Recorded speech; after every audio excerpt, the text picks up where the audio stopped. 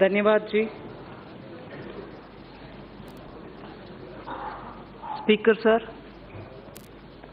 I rise to present the budget for the year 2019-20. The recent election, which brought us to this august house today, was charged with brimming hope and desire for a bright and stable new India. Like never before, India celebrated its democracy by coming out to vote in large numbers.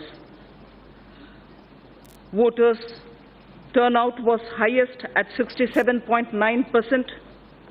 Every section, young, old, first-time voters, voters since the first general election, women, all turned up to stamp their approval of a performing government.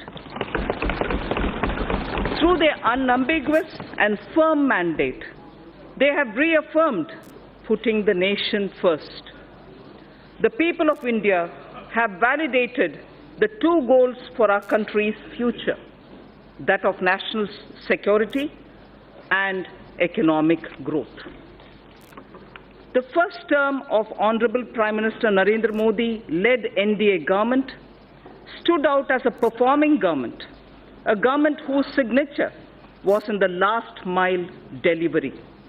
Between 2014 and 19, we provided a rejuvenated center-stage dynamic, cooperative federalism, GST Council, and a strident commitment to fiscal discipline.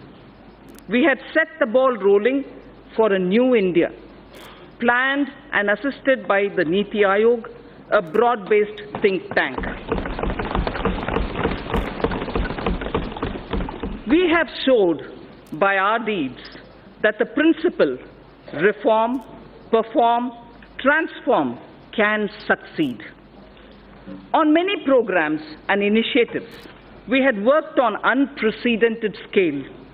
Average amount spent on food security per year approximately doubled during 2014-19 compared to the preceding 5 years. Number of patents issued more than trebled 3 times in 2017-18 as against the number of patents issued pre-14. Our last mile delivery stood out, and the unknown citizen in every nook and corner of our country felt the difference. Our objective was and continues to be Mazboot Desh ke liye Mazboot Nagrik.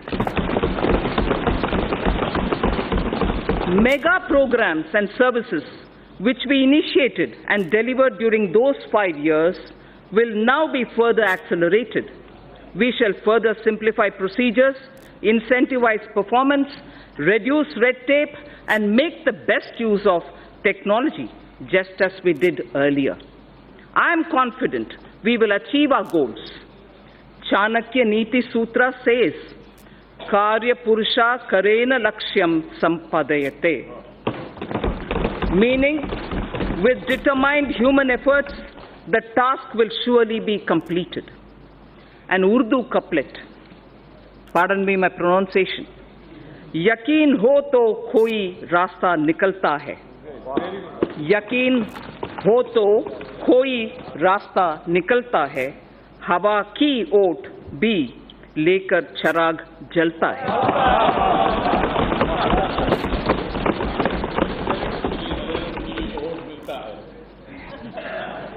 Vision for the decade. Our economy was at approximately $1.85 trillion when we formed the government in 2014. Within 5 years, it has reached $2.7 trillion.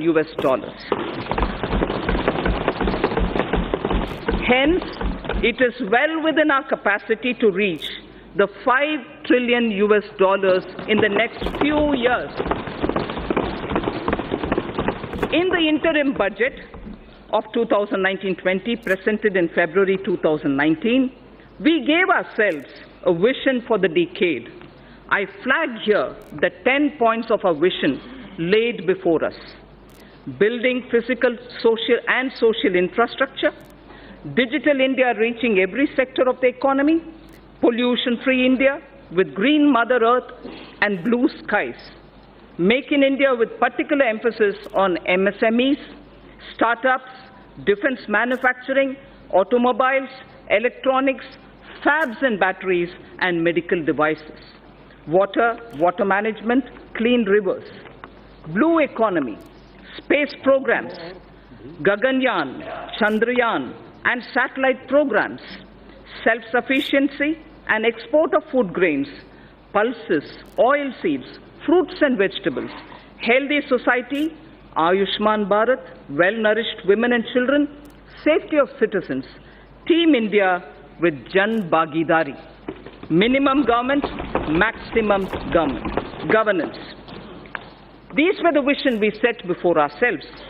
With this vision set before us, with the mandate given by its people, we are determined to take India to that height that it richly deserves. I strongly believe that with the clear-headed leadership of Honorable Prime Minister, we can achieve our goal. So what are the plans to reach the 5 trillion economy?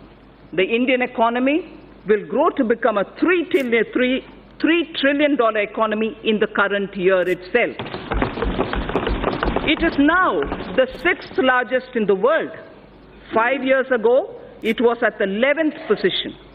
In purchasing power parity terms, we are in fact the 3rd largest economy already, only next to China and the USA. To attain this and more, we need to continue undertaking many structural reforms. In the last 5 years, we saw many big reforms, in particular, indirect taxation, bankruptcy, and real estate. While these reforms were happening here in the Parliament, the common man's life was being changed through mudra, loans, to help him to do his business, and through several programs, it was being ensured that his or her kitchen had become smokeless. His or her house got electricity connection, and women's dignity was respected with the provision of toilets in home. The common man was served even as a major transformational reforms were being rolled out. And for this to continue, we need to invest heavily in infrastructure, in digital economy, and on job creation in small and medium firms. Respected Speaker, sir, it took us over 55 years for the Indian economy to reach $1 trillion. But when the country and her people's hearts are filled with Asha, Vishwas, and Akanksha, that is, when the hearts are filled with hope, trust and aspirations, we, in just 5 years, added $1 trillion. As I said, today we are nearing a $3 trillion level. So when we aspire to reach a $5 trillion level, many wonder if it's possible. If we can appreciate our citizens' purusharth or their goals of human spirit or pursuit, filled with the inherent desire to progress, led by the dedicated leadership present in this House, the target is eminently achievable. All of India's private sector industries, small, medium, or large, have played a substantial role in growing our economy.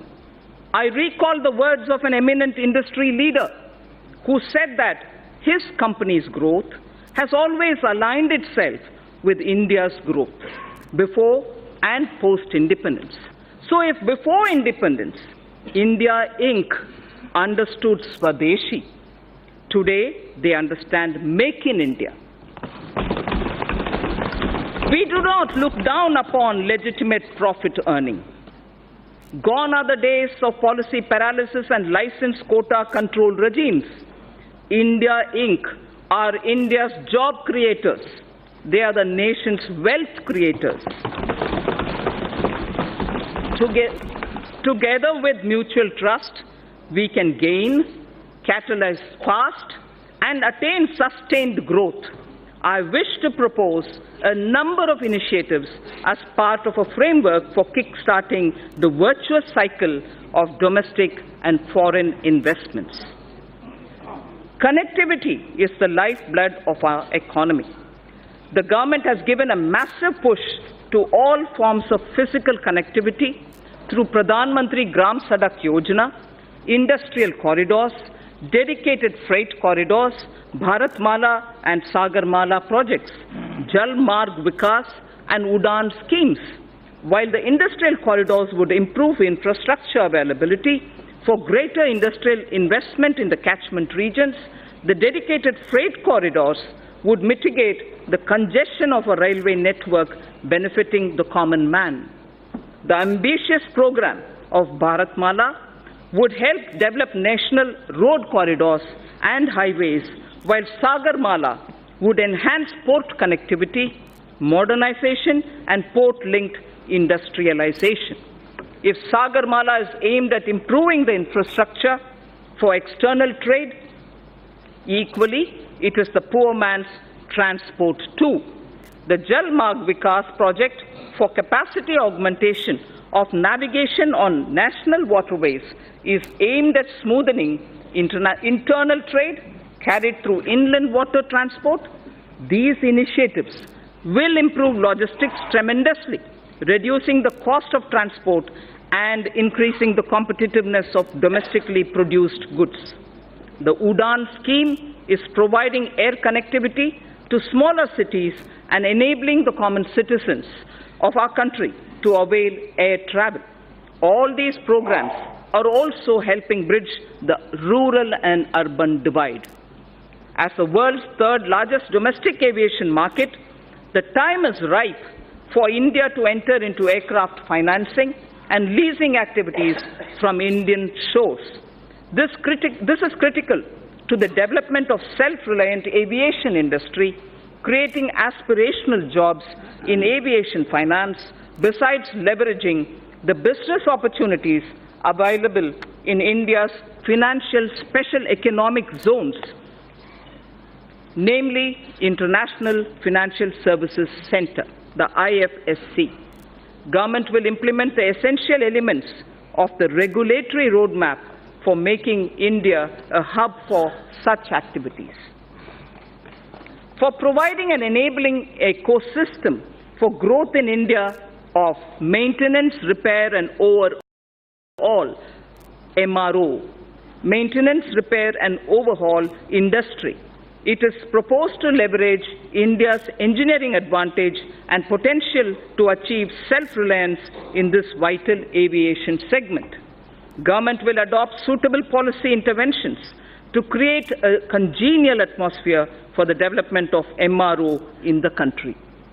The new metro rail projects for a total route length of 300 kilometers have been approved during 2018 and 19. Also, during 2019, about 210 kilometers metro lines have been operationalized. With this, 657 kilometers of metro rails network has become operational across the country. 657 kilometers. India's first indigenously developed payment ecosystem for transport based on National Common Mobility Card, NCMC standards, was launched by the Honorable Prime Minister in March 2019. This will enable people to pay multiple kinds of transport charges, including metro services and toll tax, across the country. This interoperable transport card runs on RuPay card and would allow the holders to pay for their bus travel, toll taxes, parking charges, retail shopping, and even withdraw money. Phase 2 of the FAME scheme, following approval of the Cabinet, with an outlay of 10,000 crore rupees over a period of 3 years, has commenced from 1st April 2019. The main objective of the scheme is to encourage faster adoption of electric vehicles by way of offering upfront incentive on purchase of electric vehicles and also by establishing the necessary charging infrastructure for electric vehicles. Only advanced battery and registered e-vehicles will be incentivized under the scheme, with greater emphasis on providing affordable and environment-friendly public transportation options for the common man. The government will carry out a comprehensive restructuring of National Highway Program to ensure that the National Highway Grid of desirable length and capacity is created using financiable model. After completing the phase 1 of Bharatmala, in the second phase, states will be helped to develop state road networks. We need to develop our inland waterways to shift a significant portion of inland cargo movement from road and rail. This government envisions using the rivers for cargo transportation, which will also help to decongest roads and railways. As part of the Jal Marg Vikas project, for enhancing the navigational capacity of the Ganga, a multimodal terminal at Varanasi has become functional in November 2018, and two more such terminals at Sahibganj and Haldia, a navigational lock at Farakka, would be completed in 1920. The movement of cargo volume on Ganga is estimated to increase by nearly 4 times in the next 4 years. This will make movement of freight, passenger cheaper and reduce our import bill. It is estimated that railway infrastructure would need an investment of 50 lakh crores between 2018 to 2030. Given that the capital expenditure outlays of railways are around 1.5 to 1.6 lakh crores per annum, completing even all sanctioned projects would take decades.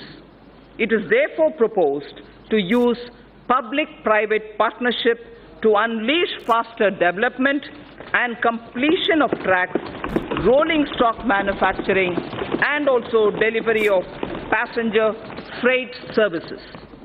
To take connectivity infrastructure to the next level, we will build on the successful model in ensuring power connectivity, one nation, one grid. Earlier we spoke about one nation, one card for mobility of common man. Now it is one nation, one grid that has ensured power availability to states at affordable rates. I propose to make available a blueprint this year for developing gas grids, water grids,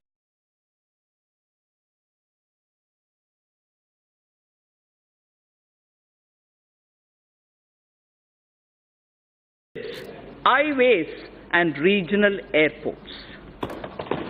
So the scaling up that we talked about, which marks the USP of this government, is revealed in each one of these examples. We do it in that scale each time.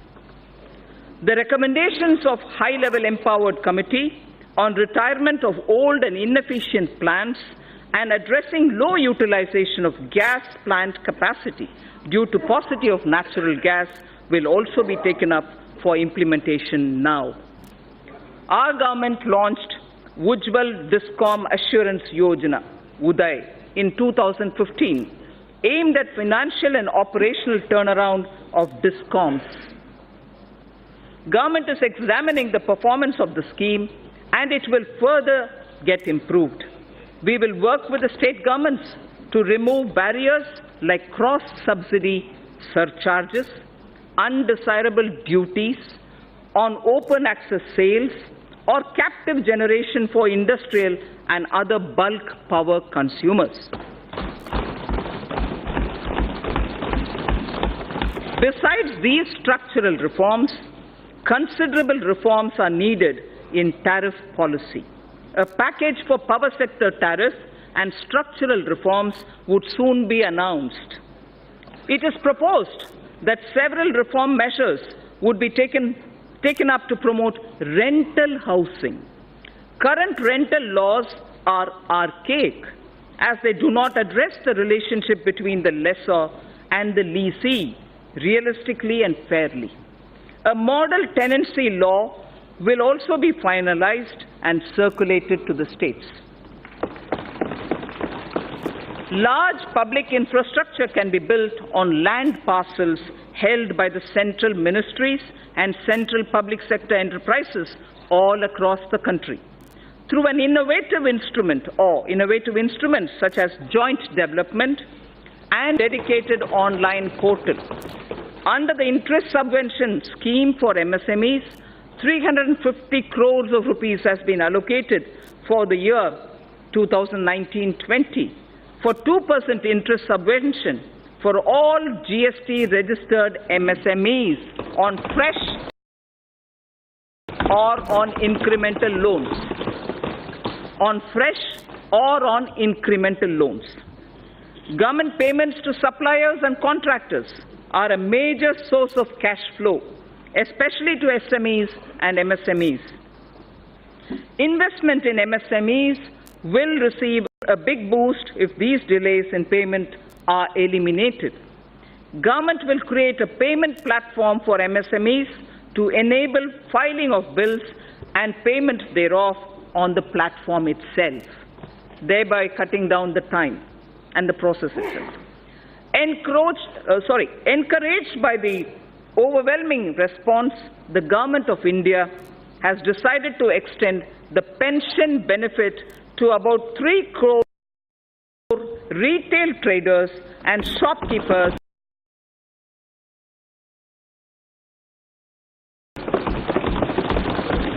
whose annual turnover is less than 1.5 crores under a new scheme, namely Pradhan Mantri Karam Yogi Man Dhan scheme. Enrollment into the scheme will be kept simple, requiring only Aadhaar and a bank account, and the rest will be on self-declaration.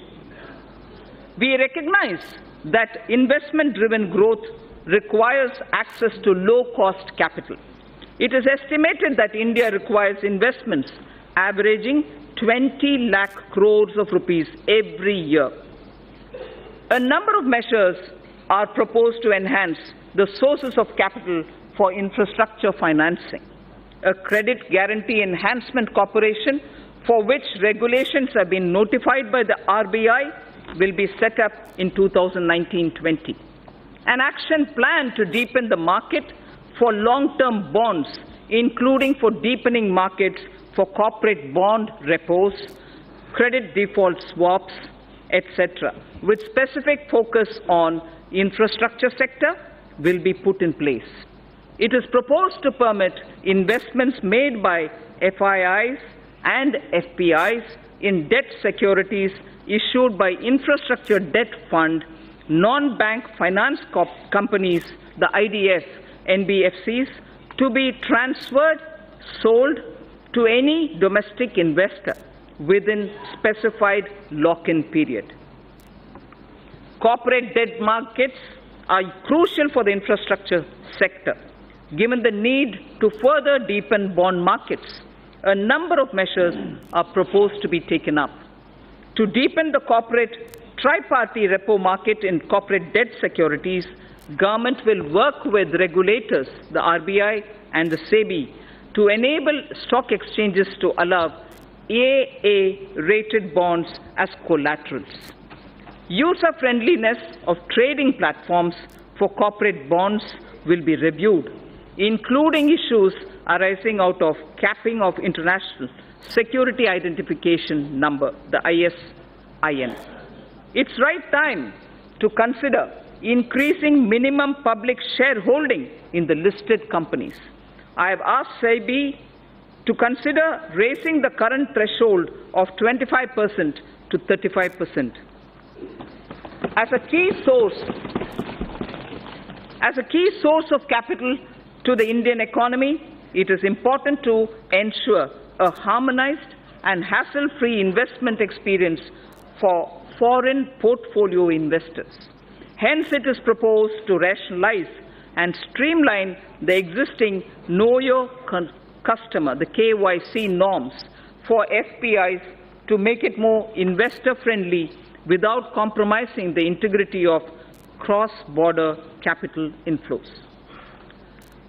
It is time to take our capital markets closer to the masses and meet various social welfare objectives related to inclusive growth and financial inclusion. I propose to initiate steps towards creating an electronic fundraising platform, a social stock exchange, under the regulatory ambit of Securities and Exchange Board of India, the SEBI, for listing social enterprises and voluntary organizations. For listing social enterprises and voluntary organizations working for the realization of a social welfare objective so that they can raise capital as equity, debt, or as units like a mutual fund. It is important to get retail investors to invest in treasury bills and securities issued by the government. Efforts made by the Reserve Bank will need to be supplemented with further institutional development using stock exchanges. For this purpose, interoperability of RBI depositories and SEBI depositories would be necessary to bring about seamless transfer of treasury bills and government securities between RBI and depository ledgers, and for enabling this, the government will take up necessary measures in this regard in consultation with RBI and the SEBI. FDI inflows into India have remained robust despite global headwinds. Speaker, sir, global foreign direct investment flows slid by 13% in 2018 to 1.3 trillion US dollars from 1.5 trillion in the previous year, the third consecutive annual decline according to the UNCTAD's UNCTAD's World Investment Report in 2019. This is India's FDI flows in 2018-19 remained strong. If that was the global picture, India's inflows in 18-19 remained strong at 64.37 billion US dollars, marking a 6% growth over the previous year. I propose to further consolidate, Speaker, sir, the gains in order to make India a more attractive FDI destination. A, the government will examine suggestions of further opening up of FDI in aviation, in media, animation, AVGC, and insurance sectors in consultation with all stakeholders. 100% foreign direct investment will be permitted for insurance intermediaries. Local sourcing norms will be eased for the FDI in single brand retail sector. Single brand retail sector. It's high time India not only gets integrated into global value chain of production of goods and services, but also become part of the global financial system to mobilize global savings, mostly institutionalized in pension, insurance, sovereign wealth funds, and so on.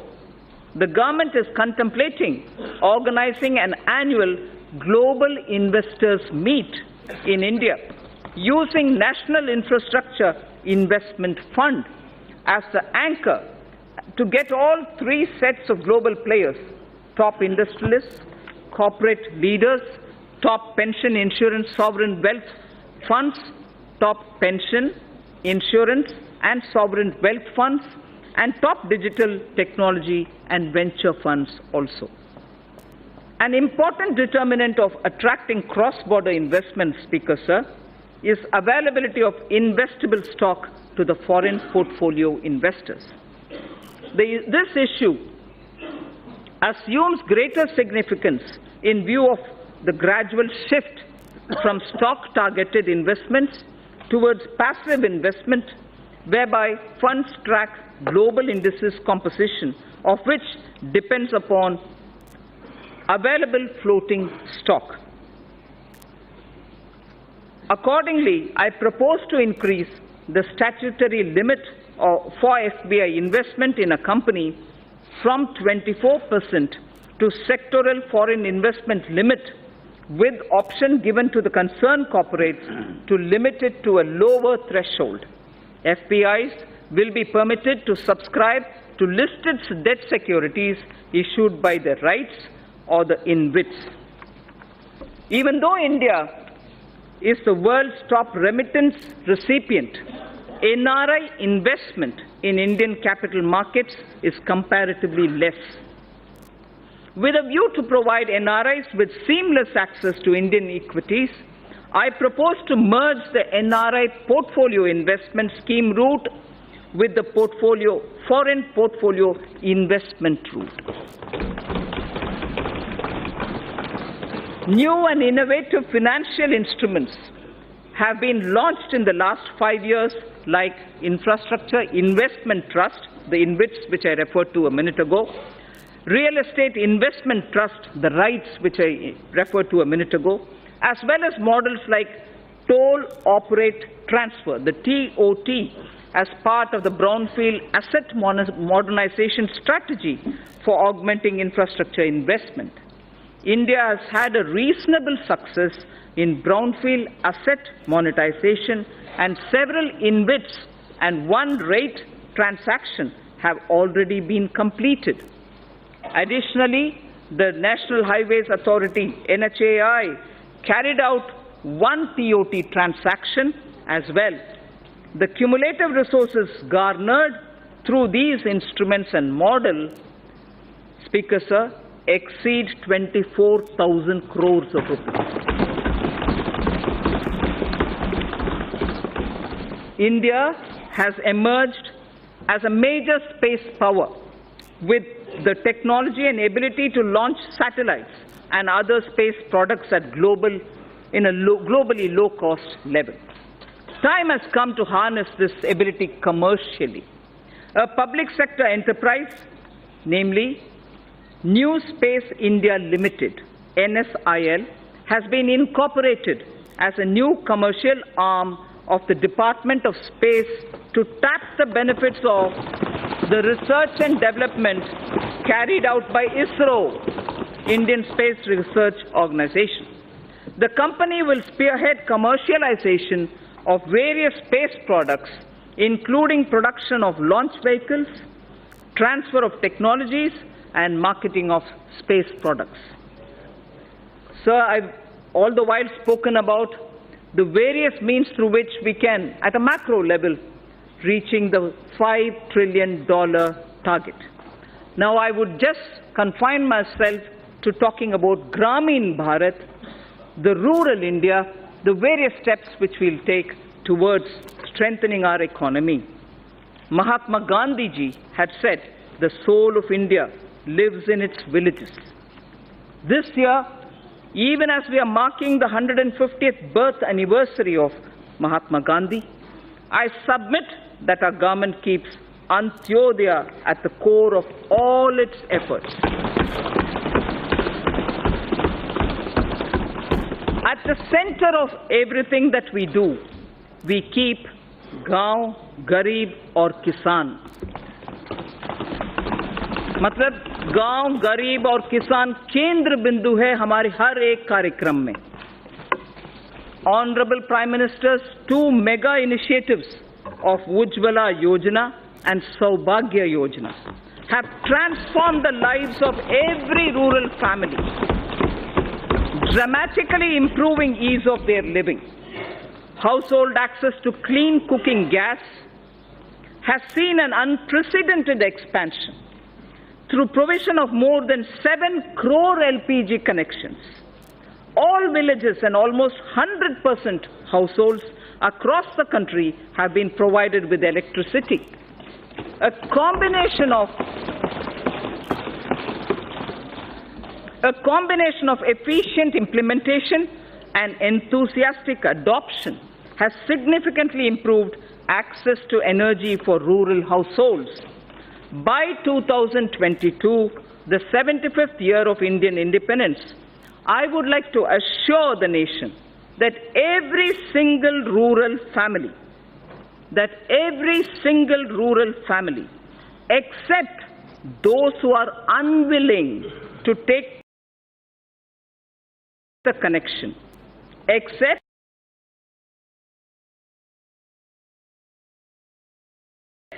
Speaker, sir, it's important to understand. Except those who are unwilling to take the connection will have an electricity and a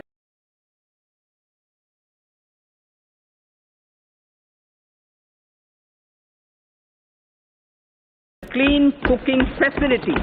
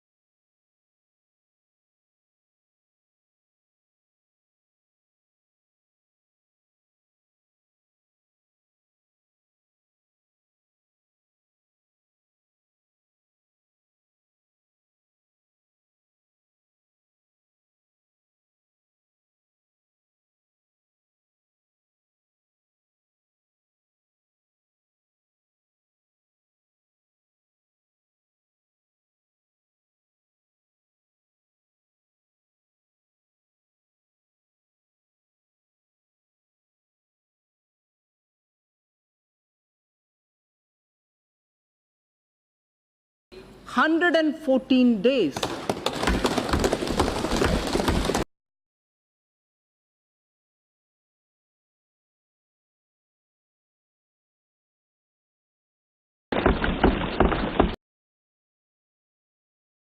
Days in 2015-16. By the time it was 2017-18, it has now come down to only 114 days, and that is why the scale of our achievement is possible. Fishing and fishermen communities are closely aligned with farming and are crucial to rural India. Through a focused scheme, the Pradhan Mantri Matsya Sampada Yojana, the Department of Fisheries will establish a robust fisheries management framework. This will address critical gaps in the value chain, including infrastructure modernization, traceability, production, productivity, post-harvest management,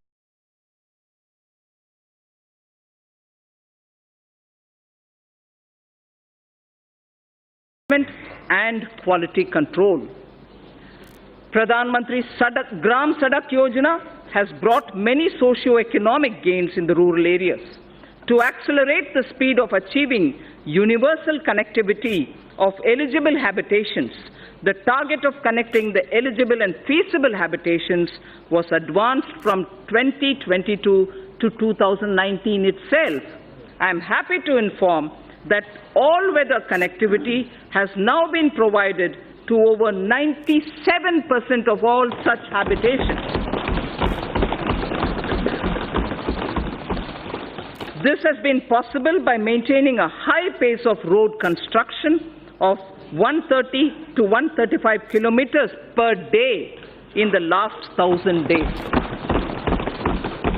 Committed to the agenda of sustainable development, 30,000 kilometers of Pradhan Mantri Gram Sadak Yojana roads have been built using green technology, waste plastic and cold mixed technology, thereby reducing the carbon footprint.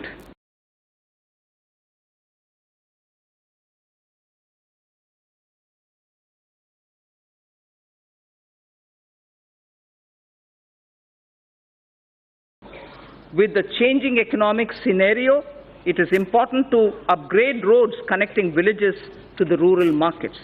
For this, Pradhan Mantri Gram Sadak Yojana Phase 3 is envisaged to upgrade 1,25,000 kilometers of road length over the next 5 years,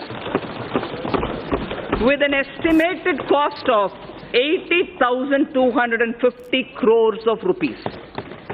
1,25,000 kilometers of roads will be upgraded under Pradhan Mantri Gram Sadak Yojana Phase 3, and the amount estimated for this is 80,250 crores. Considering the fact that majority of people still live in villages and depend on agriculture and traditional industries, the scheme of Fund for Upgradation and Regeneration of Traditional Industries, SFURTI, Spurti is it, aims to set up more common facility centers to facilitate cluster-based development to make the traditional industries more productive, profitable, and capable for generating sustained employment opportunities. The focus sectors are bamboo, honey, and khadi clusters. The SFURTI envisions setting up of 100 new clusters during 2019-20, which should enable 50,000 artisans to join the economic value chain.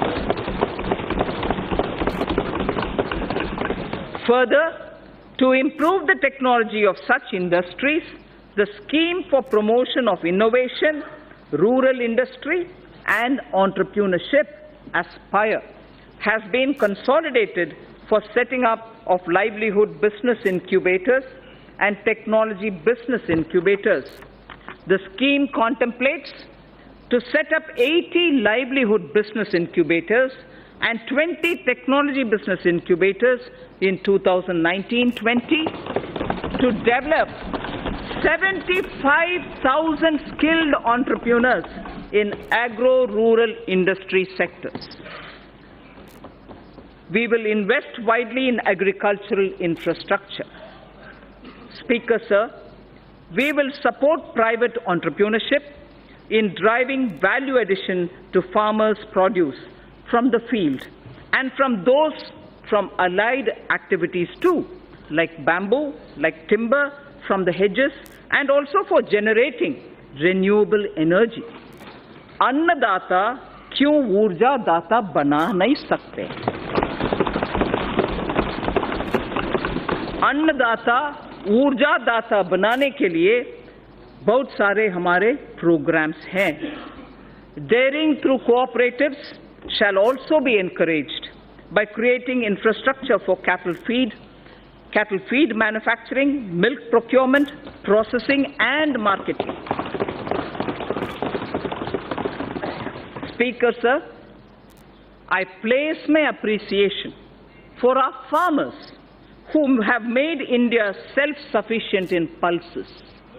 दलहन के revolution जो हमारे किसान ने किया है, पिछले 1.5 साल में किया है, उसके लिए उनको मैं बधाई देना चाहती हूँ. I am sure they will repeat such a success even in the production of oil seed. तिलहन में भी हम उम्मीद रखते हैं हमारे किसान ऐसे ही सफलता पाएंगे. Our import bill shall be reduced by their seva. We also hope to form 10,000 new farmer producer organizations. We ensure that will ensure economies of scale for farmers over the next 5 years. The government will work with state governments to allow farmers to benefit from e-NAM. The Agricultural Produce Marketing Cooperatives Act should not hamper farmers from getting a fair price for their produce. Ease of doing business and ease of living both should apply to farmers too.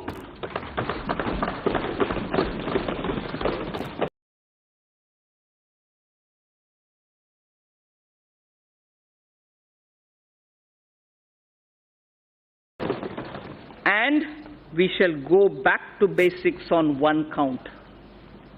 Speaker, sir, I would like to draw your attention. We shall go back to basics on one count. Zero budget farming. Zero budget farming may not be a new thing. That is why I said we'll go back to basics. We need to replicate this innovative model.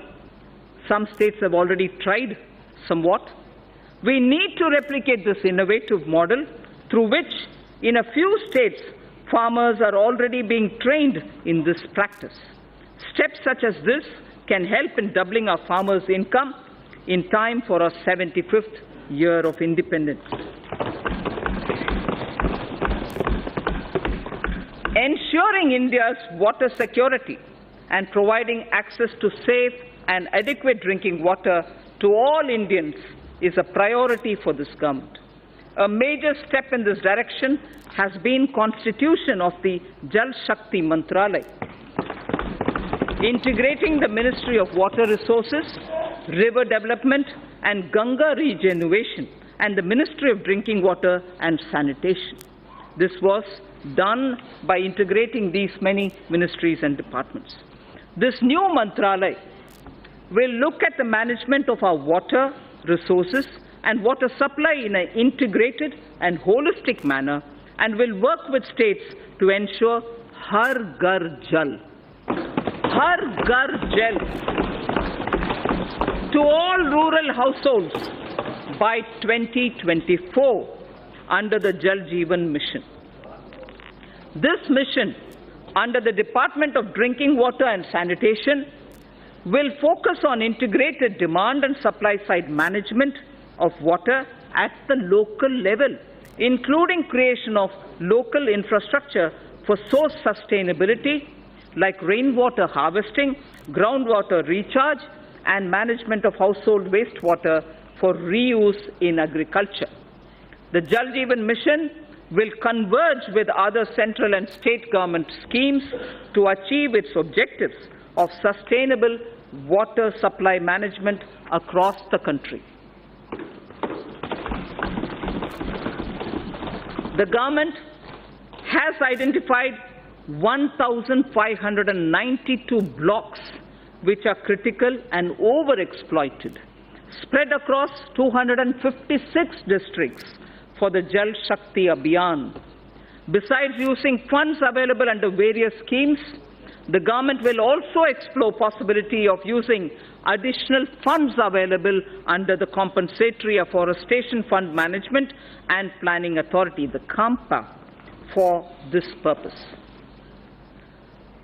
Speaker sir, Swachh Bharat Abhiyan has touched the very conscience of the nation besides bringing enormous health and environmental benefits. This noble scheme, initiated in 2014, has achieved a resounding success. 9.6 crore toilets have been constructed.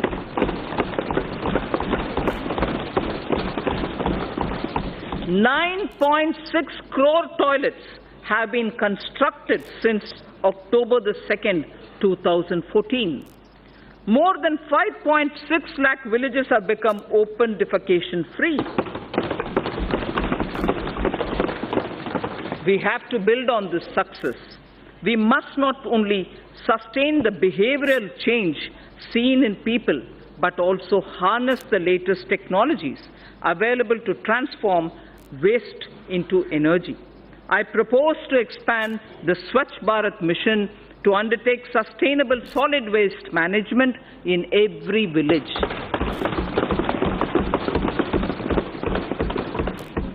Under the Pradhan Mantri Gramin Digital Saksharata Abhiyan, over 2 crore rural Indians, under the Pradhan Mantri Gramin Digital Saksharata Abhiyan, over 2 crore rural Indians have so far been made digitally literate.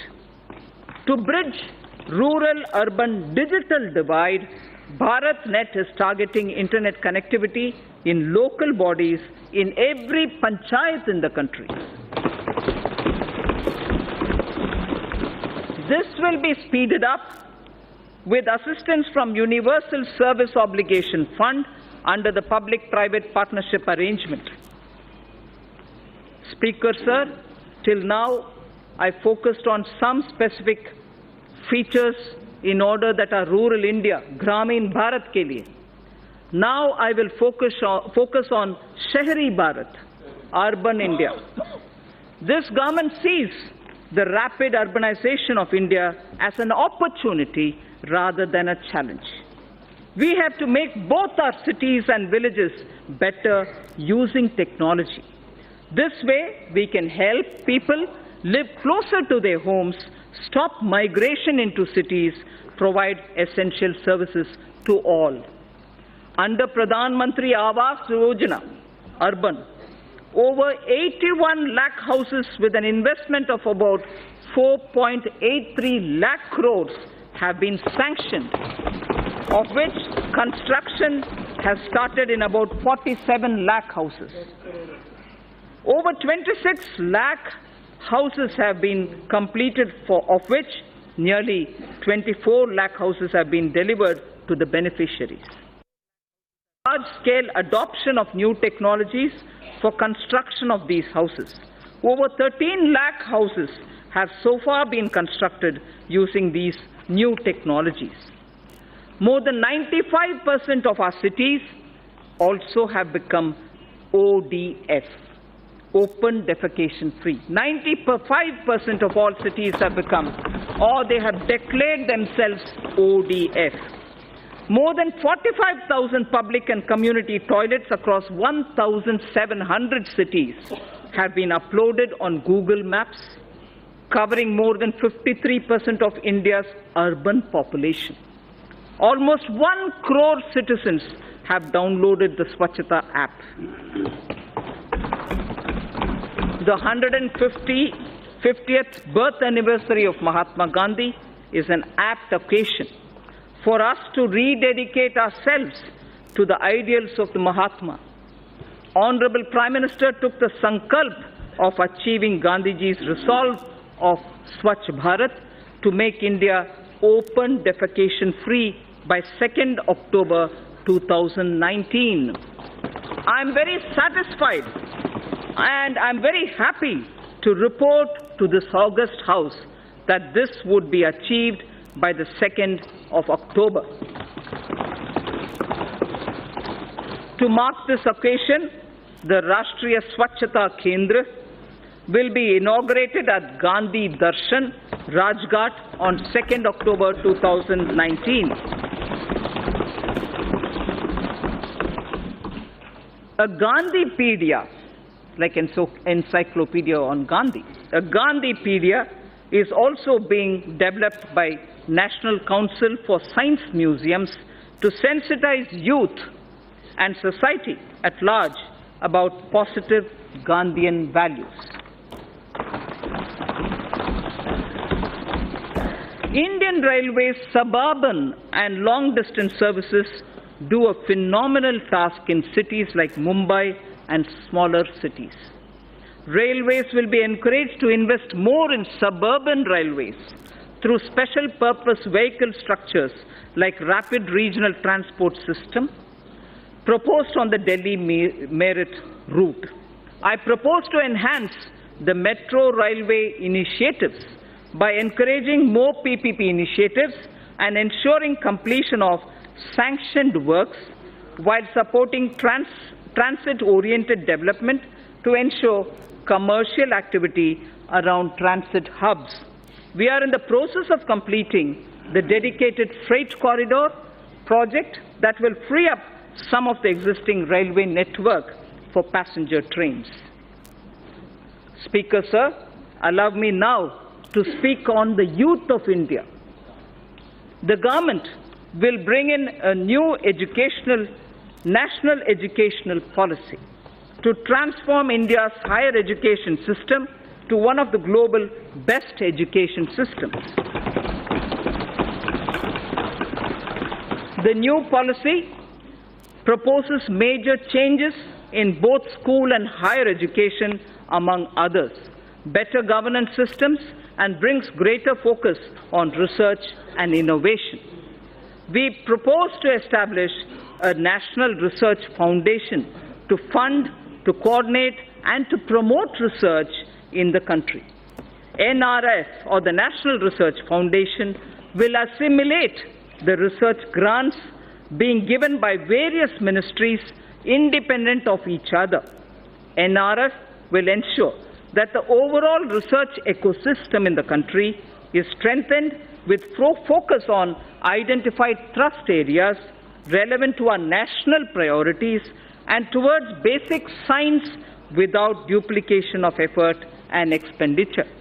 We would work out a very progressive and research-oriented structure for the NRF itself.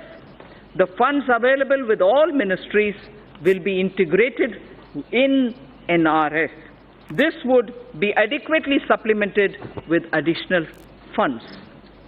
Massive online open courses through SWAYAM initiative have helped bridge the digital divide for disadvantaged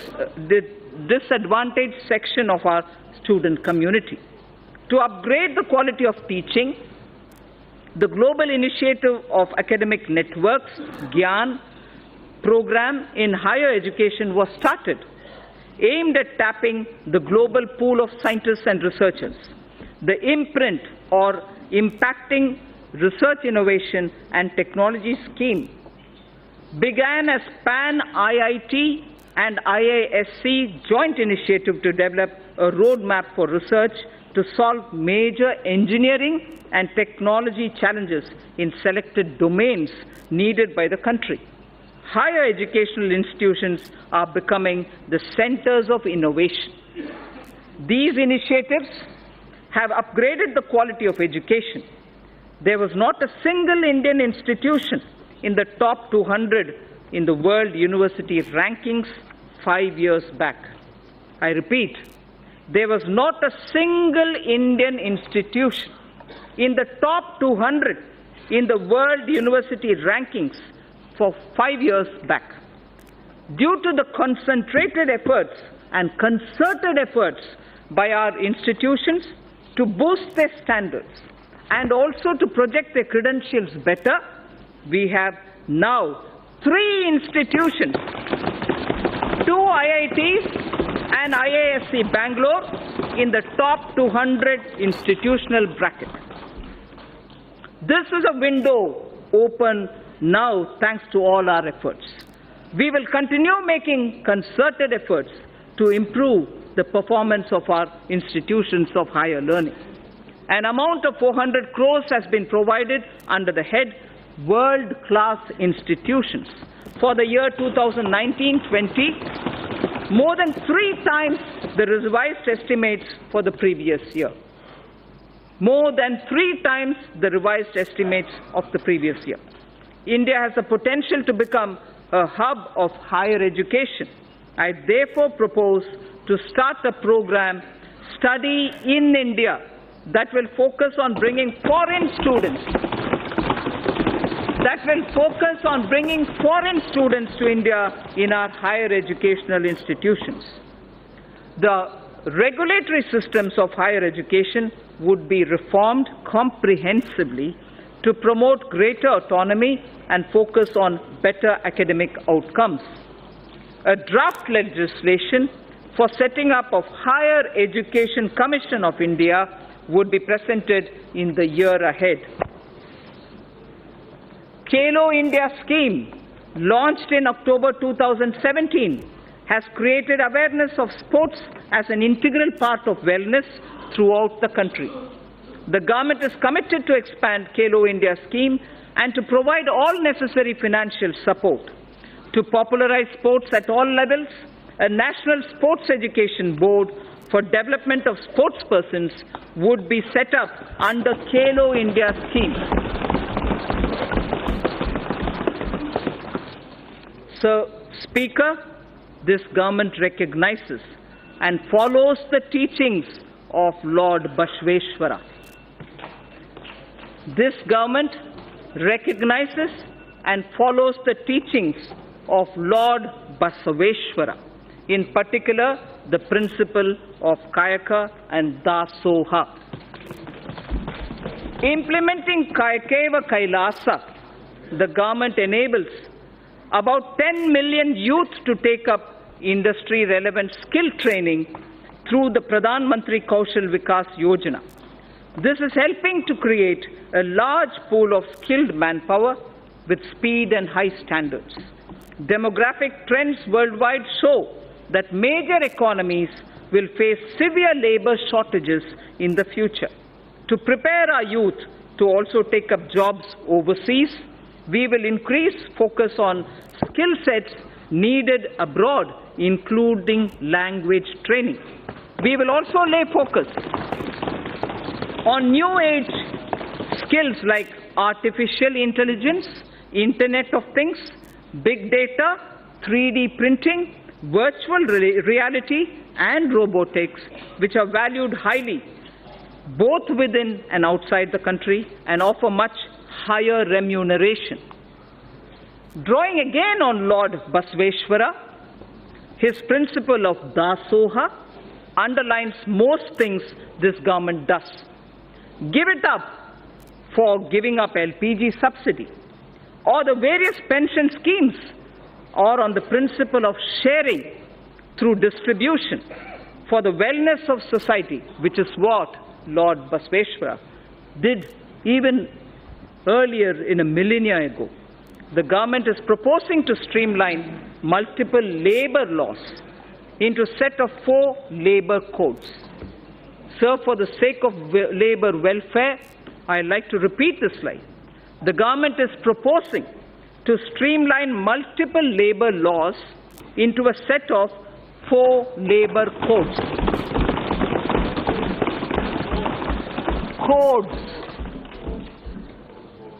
C-O-D-E-S, codes. This will ensure that process of registration and filing of returns will get standardized and streamlined.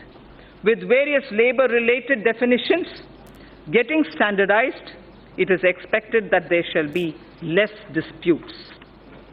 We propose, again, sir, this is an interesting idea, I wish to draw your attention. We propose to start a television program within the DD bouquet of channels exclusively for startups.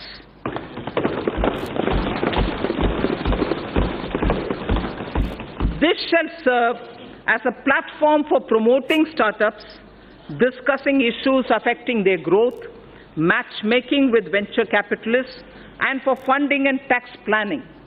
This channel shall be designed and executed by startups themselves. Later in the speech, I shall deal with taxation matters of the startups. So, Stand Up India scheme has delivered enormous benefits.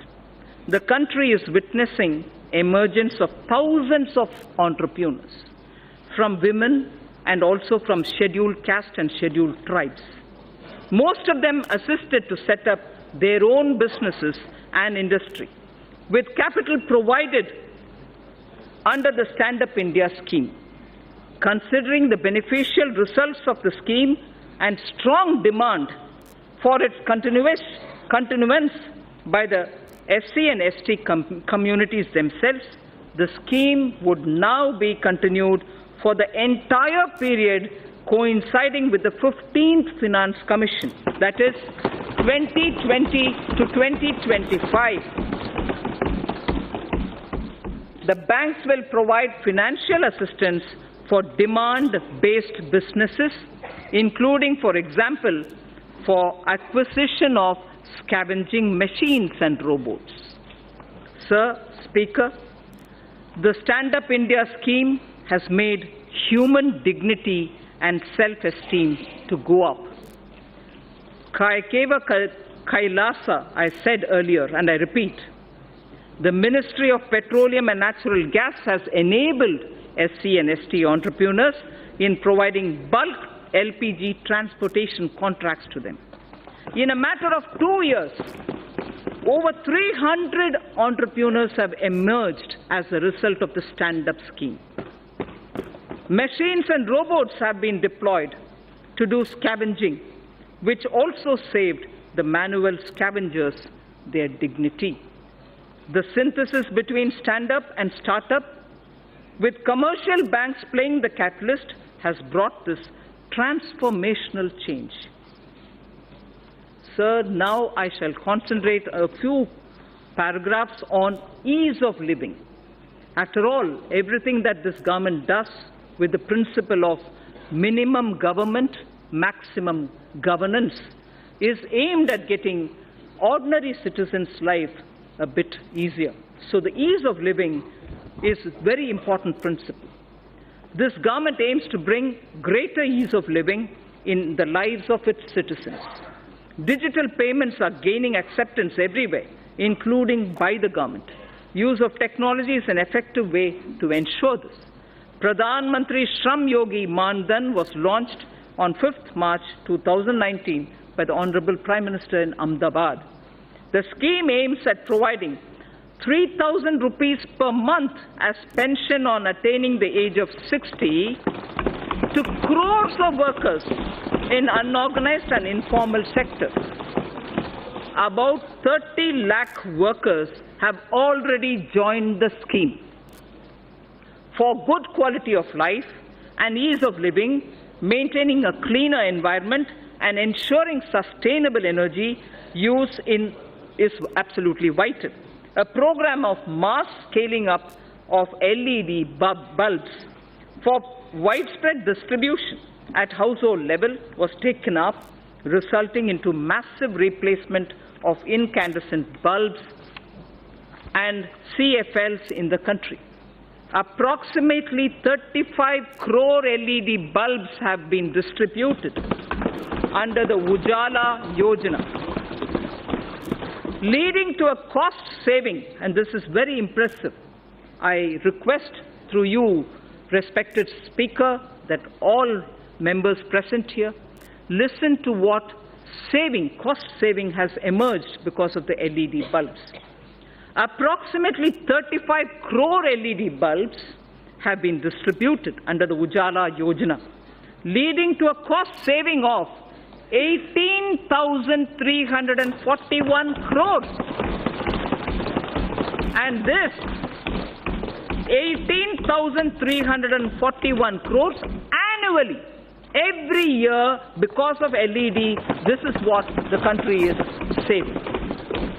It is going to be free of incandescent, India is going to be free of incandescent bulbs, and CFL use has already become minuscule. We will use the approach of mission LED bulb method to promote the use of solar stoves and battery chargers in the country. To make railway travel a pleasant and satisfying experience to the common citizen, again, ease of living, we will launch a massive program of railway station modernization this year. Railway station modernization will be launched this year. Honorable Speaker, sir, I draw the attention to the women of India. Nari to Narayani.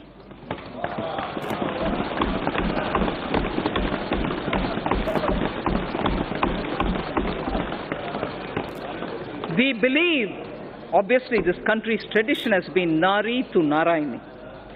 Swami Vivekananda, in a letter to Swami Ramakrishnananda, had said, "There's no chance for the welfare of the world unless the condition of women is improved." I repeat, there is no chance for the welfare of the world unless the condition of women is improved. It is not possible for a bird to fly on one wing. Swami Vivekananda's words. This government believes that we can make progress with greater women's participation. In India's growth story, sir, I would like to draw your attention. In India's growth story, particularly in the rural economy, Gramin Arthvyavastha mein, the role of women is a very sweet story. Gramin Arthvyavastha mein Mahila ki Bhagidari एकदम एक सुनहरा कहानी है. This government wishes to encourage and facilitate the role of women. Gender analysis of the budget aimed at examining the budgetary allocation through a gender lens has been in place for over a decade. I propose to form a broad-based committee with government and private stakeholders to evaluate and suggest action for moving forward. There is no segment of human life where the contribution of women is not significant. There is no segment where the contribution of women is not significant. This government firmly believes that the socio-economic transformation that is taking place, particularly in the last decade, India's women's role and leadership is distinct. The recent elections have shown record turnout of women voters at par with men. Record turnout of women voters at par with men. We also have a record number of 78 women MPs here in this House. This reinforces our approach of going beyond just women-centric policy. I repeat, this reinforces our approach of going beyond just women-centric policy making to building women-led initiatives and movements. This government, Speaker Sir, has supported and encouraged women entrepreneurship through various schemes such as Mudra, Stand Up India, self-help group support, and so on. In order to further encourage women enterprises, I propose to expand the Women SHG Interest Subvention Program to all districts in India. Furthermore, for every verified woman SHG member having a Jan Dhan bank account, for every verified woman SHG member having a Jan Dhan account, an overdraft of 5,000 shall be allowed. Again, one woman in every SHG, which is spread all across the country, one woman in every SHG will also be made eligible for a loan up to 1 lakh under the Mudra scheme.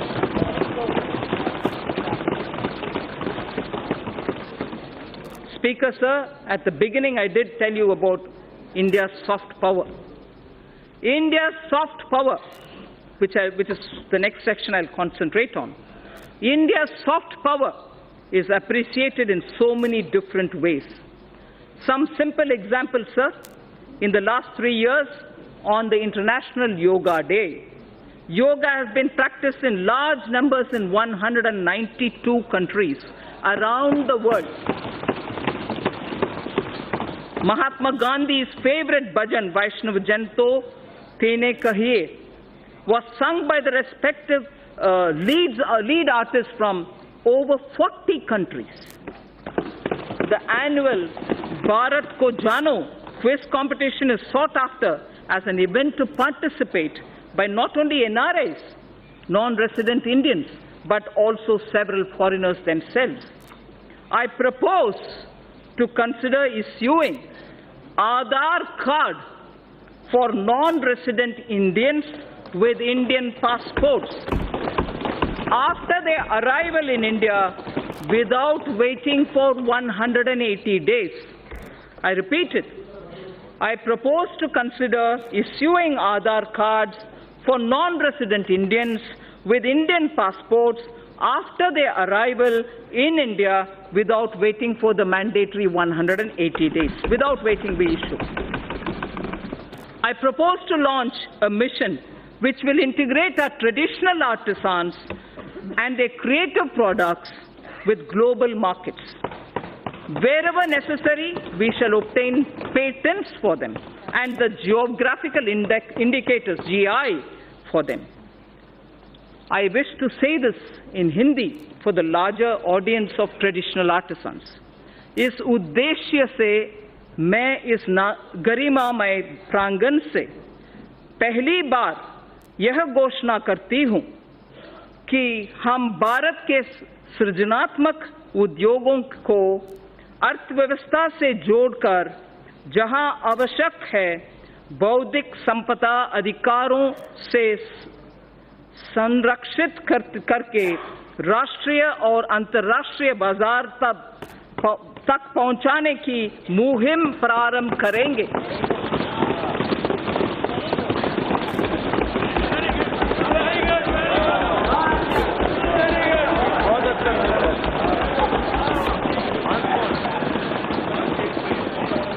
To give further impetus to India's growing influence and leadership in the international community, government decided to open Indian embassies and high commissions abroad in countries where India does not have a resident diplomatic mission as yet. Accordingly, in March 2018, government approved opening of 18 new Indian diplomatic missions in Africa. 5 embassies have already been opened in Rwanda, Djibouti, Equatorial Guinea, Republic of Guinea, and Burkina Faso in the year 2018-19. Government intends to open another 4 embassies, new ones, in the year 2019-20. This will not only increase the footprint of India's overseas presence, but also enable us to provide better and more accessible public services, especially to the local Indian communities in these countries. In line with our ancient wisdom, India has always pursued a policy of economic cooperation with countries through bilateral and regional coordination. Indian Development Assistance Scheme, IDEAS, provides concessional financing for projects and contributes to infrastructure development and capacity building in the recipient developing countries. Mindful of our position as the 6th largest economy, we will look at alternative development models which include private sector equity, multilateral financing, contributions from corporates, non-residents, and so on. I propose to revamp the IDEA scheme during the current financial year.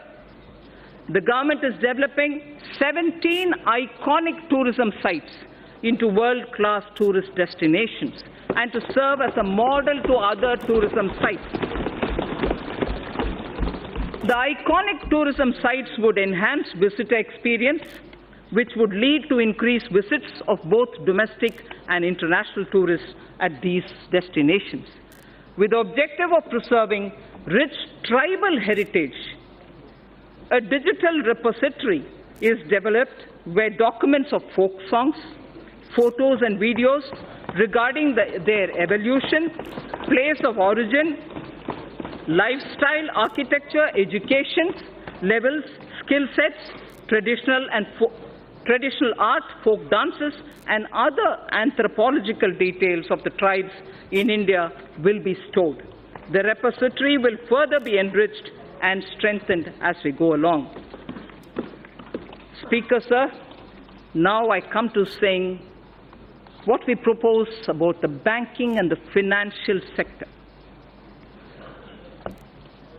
Financial gains from cleaning of the banking system are now amply visible. NPAs, meaning non-performing assets, of commercial banks have reduced by over 1 lakh crore over the last year. Record recovery of over 4 lakh crore due to IBC and other measures has been effected in the last 4 years. Provision coverage ratio is now at its highest in 7 years, and domestic credit growth has risen by 13.8%. Government has smoothly carried out consolidation, reducing the number of public sector banks by 8. Government has smoothly carried out consolidation, reducing the number of public sector banks by 8.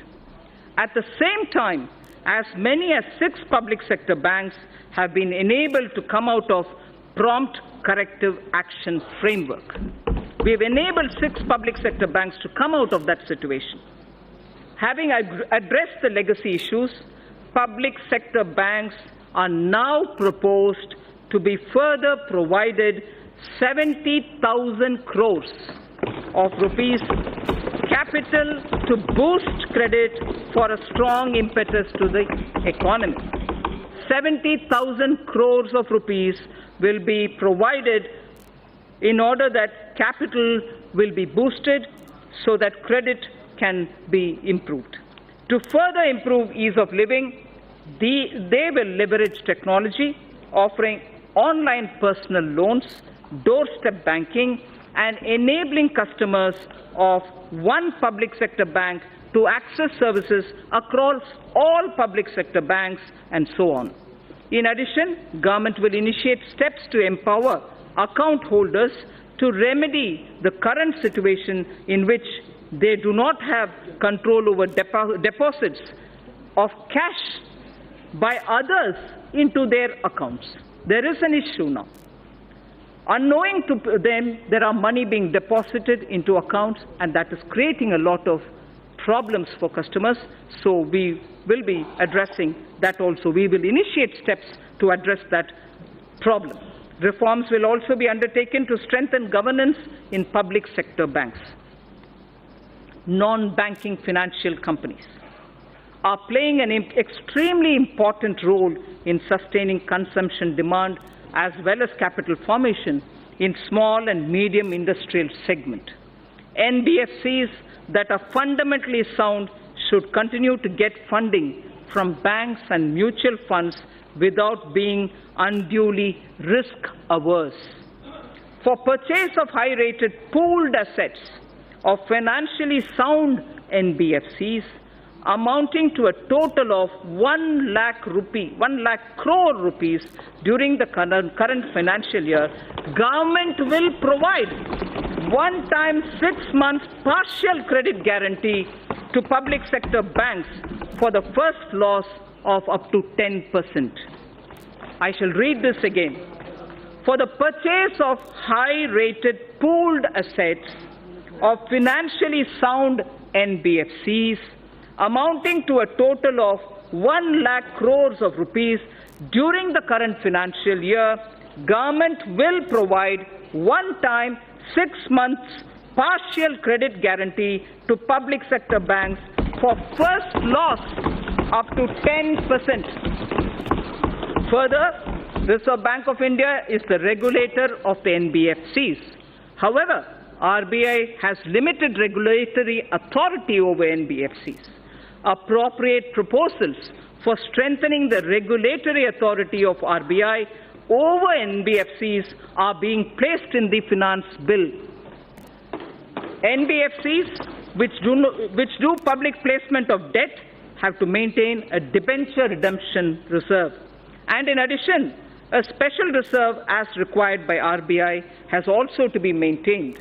To allow NBFCs to raise funds in public issues, the requirement of creating a DRR, that is a debenture redemption reserve, which is currently applicable for only public issues as private placements are exempt, this will be done away with.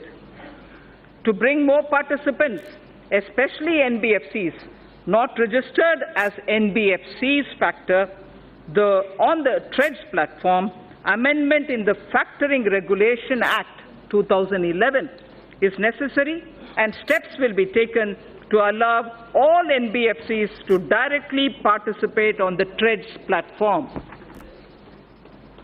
Efficient and conducive regulation of the housing sector is extremely important in our context. The National Housing Bank, besides being a refinancer and a lender, is also the regulator of the housing finance sector. This gives a somewhat conflicting and difficult mandate to the NHB. I am proposing to return the regulation authority over the housing finance sector from the NHB, National Housing Board, to the RBI. I am proposing, I repeat, I'm proposing to return the regulation authority over the housing finance sector from NHB to the RBI. Necessary proposals have been placed in the finance bill even for that. Government has announced its intention to invest 100 lakh crores in infrastructure over the next 5 years. 100 lakh crores for infrastructure over the next 5 years. To this end, it is proposed to set up an expert committee to study the current situation relating to long-term finance and our past experience with development finance institutions, and this committee shall recommend the structure and required flow of funds through development finance institutions. The situation will be reviewed by them, and they will suggest measures. Pension Fund Regulatory Development Authority, PFRDA, implements and regulates the National Pension System, the NPS, and Atal Pension Yojana through various intermediaries, including, inter alia, the NPS Trust, keeping in view the wider interest of the subscribers and to maintain arm's-length relationship of the NPS Trust with PFRDA. Steps will be taken to separate the NPS Trust from PFRDA with appropriate organizational structure. To facilitate onshoring of international insurance transactions and to enable opening of branches by foreign reinsurers in the International Financial Service Center, it is proposed to reduce net owned fund requirement from 5,000 crores to 1,000 crores, 1,000 crores. I'll repeat that sentence, sir. To facilitate onshoring of international insurance transactions and to enable opening of branches by foreign reinsurers in the International Financial Services Center, it is proposed to reduce net owned fund requirement from 5,000 crores to 1,000 crores. Government has been following the policy of disinvestment in non-financial public sector undertakings, maintaining government stake not to go below 51%. Government is considering, in case where the undertaking is still to be retained in government control, to go below 51% to an appropriate level on case-to-case basis. Government has also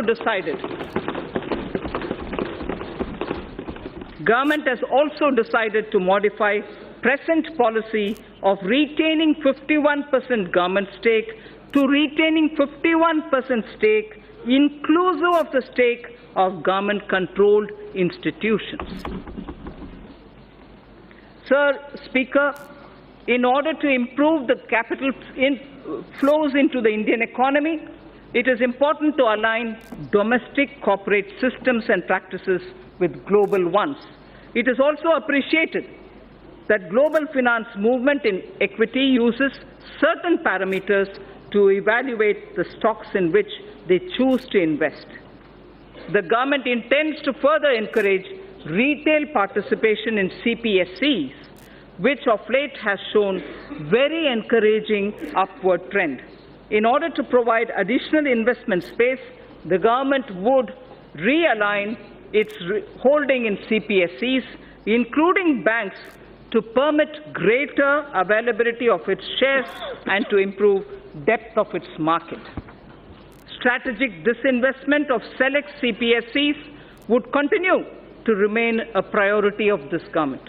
In view of current macroeconomic parameters, government would not only reinitiate the process of strategic disinvestment of Air India, but would offer more CPSEs for strategic participation by the private sector. I repeat this sentence. Strategic disinvestment of select CPSEs would continue to remain a priority for this government. In view of current macroeconomic parameters, government would not only reinitiate the process of strategic disinvestment of Air India, but also would offer more CPSEs for strategic participation by the private sector. government is setting an enhanced target of rupees 1,05,000 crore of disinvestment receipts for the financial year 2019-20. The government will undertake strategic sale of PSUs. The government will also continue to do consolidation of PSUs in the non-financial space as well. Sir, ETFs have proved to be an important investment opportunity for retail investors and has turned out to be a good instrument of Government of India's disinvestment program. To expand this further, Government will offer an investment option in ETFs on the line of Equity-Linked Savings Scheme, which is ELSS. This would encourage long-term investments in CPSEs. For bringing better public ownership of the PSUs and also bring greater commercial and market orientation of the listed PSUs, the government will take all necessary steps to meet public shareholding norms of 25% for all listed PSUs and raise the foreign shareholding limits to maximum permissible sector limits for all PSUs, companies which are part of emerging market index. Sir, the Indian sovereign debt, external debt, India's sovereign external debt to GDP is among the lowest globally at less than 5%. Honorable Speaker, sir, this is a very important indicator for India. I am repeating the line. India's sovereign external debt to GDP is among the lowest globally at less than 5%. The government will start raising a part of its gross borrowing program in external markets in external currencies. This will also have beneficial impact on demand situation for the government securities in domestic market. A new series of coins, sir, a new series of coins of 1 rupee, 2 rupees, 5 rupees, 10 rupees and 20 rupees, easily identifiable to the visually impaired also, were released by the government minister, by the Honorable Prime Minister on 7th March 2019. These new coins will be made available for public use shortly. Sir, in the first 50 years after independence, we emphasized on rights. So I draw your attention to this line, which marks the end of part A of my speech. In the first 50 years after independence, we emphasized on rights. Marking 75 years of our independence, we should place emphasis on our duty towards India. Place emphasis on our duty towards India without undermining our rights. Thinkers all over the world have supported the argument that in performing one's duty, protection of one's rights is inherent. In performing one's duty, the protection of one's right is inherent in it. For the bright future of India, when again in 2022 we will remember our freedom fighters, we should dedicate ourselves to the service of the nation. So now I move to part B, which is something of great interest for all of us, taxation related. Honorable Speaker, sir, I see a lot of members sitting up. Mr. Speaker, sir, I begin by thanking our taxpayers who, as responsible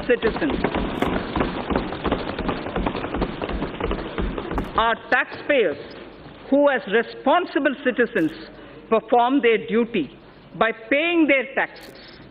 It is because of their valuable contribution that our government is able to work for our collective dream of inclusive and all-round development of our nation. I place my appreciation to the honest taxpayer of India. At this juncture, sir, I find wisdom in a line from Purananuru, which is a Sangam time Tamil literature piece. A Tamil Sangam era work, and this is done by Pisirandayar. Pisirandayar, yes. The verse, Yanai Pugunda Nilam, a land into which elephant gets in. Yanai Pugunda Nilam. This was sung as an advice to the king, a Pandyan king, Pandyan Aruvudai Nambi. The king is Pandyan Aruvudai Nambi, and Pisirandayar gives this advice to him. It's a long verse. I'm only picking up the first line, some line from the middle, and the end. Kai nel aruthu kavalang koline. Kai nel aruthu kavalang koline. Arivudai vendan neriyarindhu koline. Arivudai vendan neriyarindhu koline. Parivu taba edukkum pindam natchin. Parivu taba edukkum pindam natchin. Yanai pukka pulam pol. Yanai pukka pulam pola. Thanum unnan ulagamum kedume.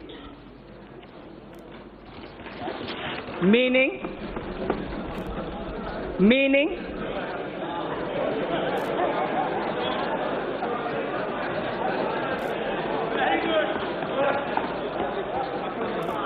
a few mounds of rice, just a few mounds of rice from paddy that is harvested from a small piece of land would be sufficient for the elephant. For an elephant, just a few mounds of rice cooked from paddy which is taken from a small piece of land will be sufficient. But what if the elephant itself enters into the field and starts eating? It would eat far lesser than what it will trample with its foot. I hope the meaning is clear. So, the advice given to Pandyan Arivudai Nambi is a valuable advice that this government appreciates. An elephant, if it is given mounds of rice, here I would refer to taxation, will be quite happy. It doesn't have to enter into the field and trample to eat the food. So we don't intend to trample anybody.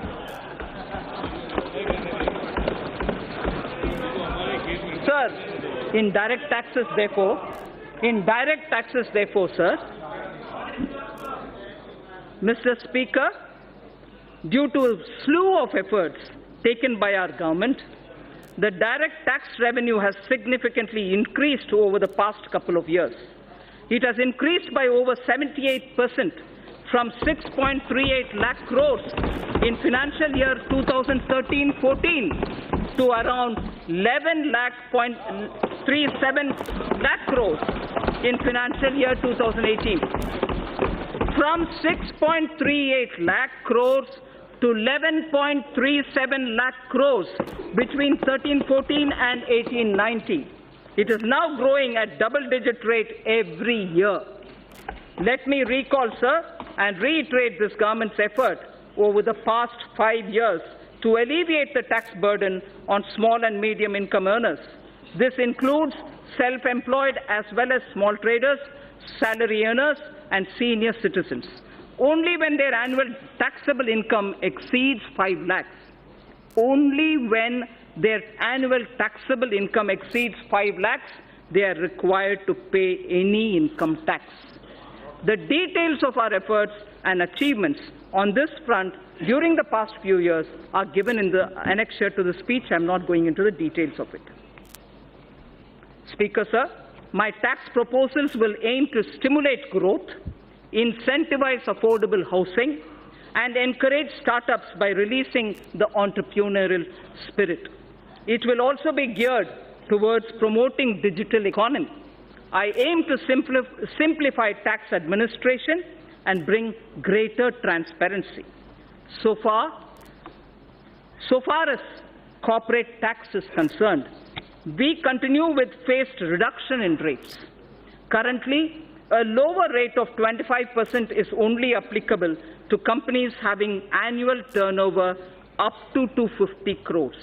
Currently, the lower rate of 25% is only applicable to companies having annual turnover of up to 250 crores. I propose to widen this to include all companies having an annual turnover of up to 400 crores. This will cover 99.3% of all the companies. Only 0.7% of companies will remain outside of this rate. So in order to boost economic growth and make in India, the government will launch a scheme to invite global companies through a transparent competitive bidding to set up mega manufacturing plants in sunrise and advanced technology areas such as semiconductor fabrication, solar photovoltaic cells, lithium storage batteries, solar electric charging infrastructure, computer servers, laptops, etc., and provide them investment-linked income tax exemptions under 35 AD of the Income Tax Act and other indirect tax benefits. Sir, on electric vehicles. Considering our large consumer base, we aim to leapfrog and envision India as a global hub of manufacturing of electric vehicles. A global hub of manufacturing electric vehicles. Inclusion of solar storage batteries and charging infrastructure in the above scheme will boost our efforts. Government has already moved the GST Council to lower the GST rate on electric vehicles from 12 to 5%. Also, to make electric vehicle affordable to consumers, our government will provide additional income tax deduction of 1.5 lakhs of rupees on the interest paid on loans taken to purchase electric vehicles. What does this mean? This amounts to a benefit of 2.5 lakh crores over the loan period to the taxpayer who takes loans to purchase electric vehicles. So by the time the entire period of the loan ends, for you having taken the loan for buying an electric vehicle, you would benefit to the level of 2.5 lakh rupees because of this income tax deduction which is being brought in for encouraging purchase of electric vehicles. So startups, as I said when I was talking about the youth of this country, startups require, and we have been consistently providing them all the encouragement.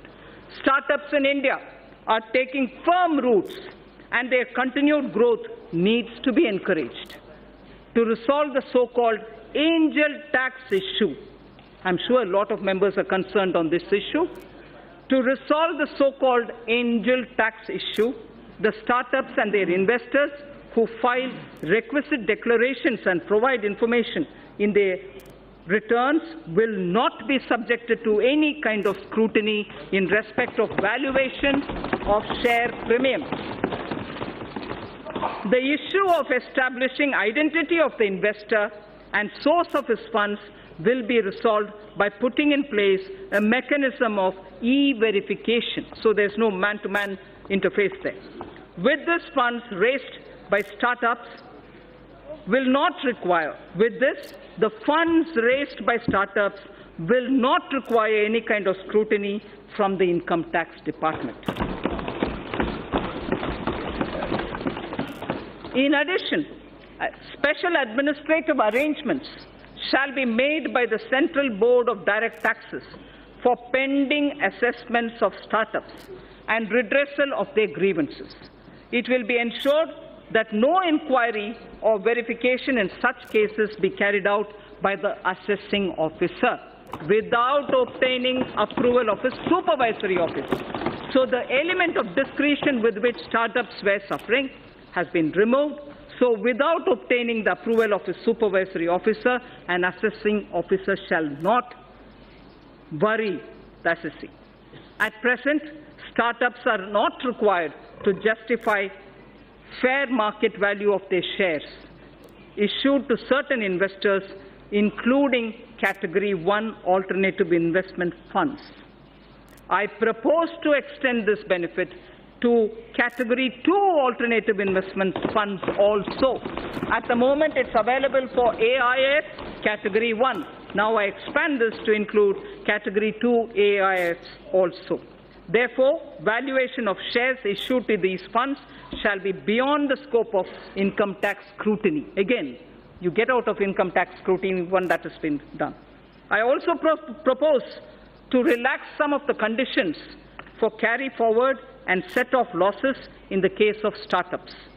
I also propose to extend the period of exemption of capital gains arising from sale of residential house for investment in startups up to 31/3/2021 and relax certain other conditions of this exemption. So, affordable housing, which is an aim of this government. For realization of the goal of housing for all and affordable housing, a tax holiday has already been provided on the profits earned by developers of affordable housing. Also, interest paid on housing loans is allowed as a deduction to the extent of 2 lakhs in respect of self-occupied property. In order to provide a further impetus, I propose to allow an additional deduction of up to 1,50,000 rupees for interest paid on loans borrowed up to 31st March 2020, next year, for purchase of affordable house valued up to 45 lakhs. Therefore, a person purchasing an affordable house will now get an enhanced interest deduction up to 3.5 lakhs of rupees. This will translate into benefit of 7 lakh of rupees to the middle-class home buyers over their loan period of 15 years. Just as we said about the electric cars, now we are saying the tax deduction provision that we are coming in now with will enable home buyers of the affordable home category that in the period of 15 years, when your loan, home loan, runs, the net gain would be 7 lakh of rupees. This will immediately benefit a lot of middle class. So on the NBFCs, a lot of discussion happens today about NBFCs. Non-banking financial companies play an increasingly important role in India's financial system. With enhanced levels of regulation they are subjected to by the Reserve Bank of India, there is a need to provide greater parity in their tax treatments vis-à-vis scheduled banks. Currently, interest on certain bad or doubtful debts made by scheduled banks and other financial institutions is allowed to be offered to tax in the year in which this interest is actually received. I propose to extend this facility to deposit-taking as well as systematically important non-deposit-taking NBFCs also. So the International Financial Services Center, the GIFT City, series of measures have already been taken in the past by this government. With a view to incentivizing the IFSC, I propose to provide several direct tax incentives to an IFSC, including 100% profit-linked deduction under Section 80 LA in any 10-year block within a 15-year period, exemption from dividend distribution tax from current and accumulated income to companies and mutual funds, exemption on capital gain to Category 3 AIF, and interest payment on loan taken from non-residents. So, securities transaction tax. I propose to give relief in levy of securities transaction tax by restricting it only to the difference between the settlement and the strike price in case of exercise of option. Simplification and ease of living. India's ease of doing business ranking under the category of paying taxes showed a significant jump from 172 in 2017 to 121 in the year 2019. From 172, we have come to 121, a drastic improvement. I now propose to implement a series of measures that will leverage technology to make compliance easier for the taxpayer. Interchangeability of PAN and Aadhaar. Mr. Speaker, sir, more than 120 crore Indians now have Aadhaar card. Therefore, for ease and convenience of taxpayers, I propose to make PAN and Aadhaar interchangeable and allow those who do not have PAN cards to file income tax returns by simply quoting their Aadhaar number, and also use it wherever they are required to quote the PAN. So everywhere where you are required to quote the PAN, instead you can just do Aadhaar, and even if you don't have a PAN, there is no problem. So pre-filling of income tax returns.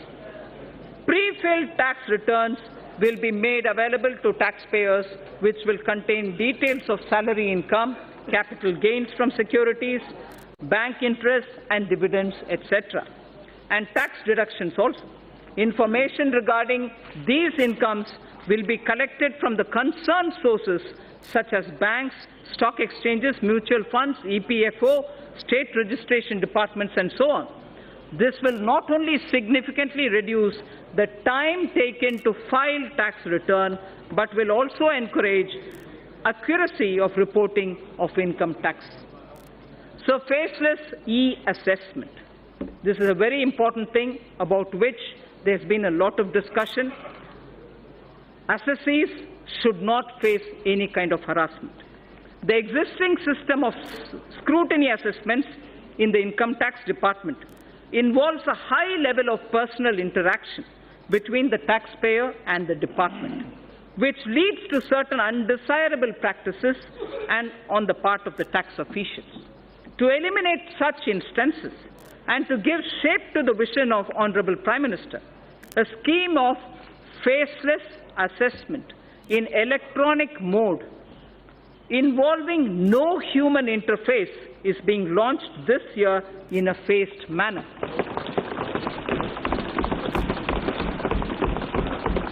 To start with, such e-assessments shall be carried out in cases requiring verification of certain specified transactions or discrepancies. Cases selected for scrutiny shall be allocated to assessment units in a random manner, and notices shall be issued electronically only by a central cell without disclosing the name, designation or location of the assessing officer.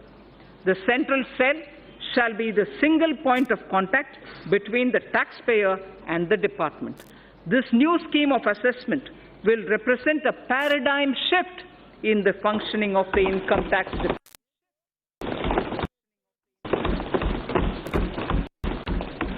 So, on digital payments, our government has taken a number of initiatives in the recent past for the promotion of digital payments and less cash economy. To promote digital payments further, I propose to take a slew of measures to discourage the practice of making business payments in cash.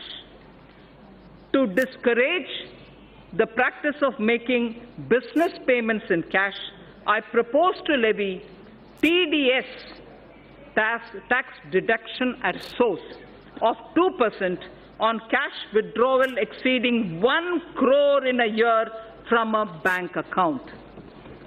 I'll repeat this. To discourage the practice of making business payments in cash, I propose to levy TDS of 2% on cash withdrawal exceeding 1 crore in a year from a bank account. Further, there are low-cost digital modes of payment such as Beam UPI, UPI QR code, Aadhaar Pay, certain debit cards, NEFT, RTGS, etc., which can be used to promote less cash economy. I therefore propose that the business establishments with annual turnover of more than 50 crores shall offer such low-cost digital modes of payment to their customers, and no charges or merchant discount rate shall be imposed on customers as well as the merchants. No charges or merchant discount rates shall be imposed on customers as well as the merchants. RBI and banks will absorb these costs from the savings that will accrue to them on account of handling less cash as people move to these digital modes of payment. Necessary amendments are being made in the Income Tax Act and the Payments and Settlement System Act of 2007 to give effect to these provisions. So now about the revenue mobilization. I'm sure it's equally concerning for all of us. Mr. Speaker, sir, as I have started earlier, we have taken several measures in the past to alleviate the tax burden on small and medium income earners, as those having annual income up to 5 lakhs are not required to pay any income tax. We are thankful to the taxpayers who play a major role in nation building by paying their taxes. However, in view of the rising income levels, those in the highest income brackets need to contribute more to the nation's development. I therefore propose to enhance the surcharge on individuals having taxable income from 2 crore to 5 crores and 5 crore and above, so that effective tax rates for these two categories will increase by around 3% and 7% respectively. So the other measures, I also propose to simplify the tax law to reduce genuine hardships being caused to taxpayers, which include enhancing threshold of tax for launching prosecution for non-filing of returns, and exempting appropriate class of persons from the anti-abuse provision of Section 50CA and Section 56 of the Income Tax Act. So the indirect taxes. Now coming to indirect taxes, sir. We are aware that the landscape has changed significantly with the implementation of the GST. In every sense, this has been a monumental reform. In every sense, this has been a monumental reform, centre and states coming together and agreeing to pool in their sovereign power of taxation for common good of the country was unprecedented. 17 taxes and 13 cesses became one tax. Multitude of rates instantly became 4. Almost all commodities saw rate reduction. Tens of returns were replaced by just one. Taxpayers' interface with tax departments got reduced. Border checks got reduced and eliminated in many cases. Goods started moving freely across states, which saved time and energy. A truck started doing two trips in the same time in which it was doing one. Thus, dream of one nation, one tax, one market was realized. The GST Council deserves all the credit for this. Sir, in the initial phase, GST witnessed certain teething problems. This was natural considering the scale of the reform. However, the Council, the Centre and the states proactively worked to resolve these issues. GST rates have also been reduced significantly. where relief of about 92,000 crores per year has been given. We should not lose sight of this fact when judging the performance of the GST. The details are given in the annexure. We are further simplifying the GST processes. A simplified single monthly return is being rolled out. Taxpayer having annual turnover of less than 5 crore shall file only quarterly returns. Free accounting software for return preparation has been made available to small businesses. A fully automated GST refund module shall be implemented. Multiple tax ledgers for a taxpayer shall be replaced by just one. It's also proposed to move an electronic invoice system wherein invoice details will be captured in a central system at the time of issue. This will eventually be used to pre-fill a taxpayer's return. There will be no need for a separate e-way bill. Its rollout would begin from January 2020.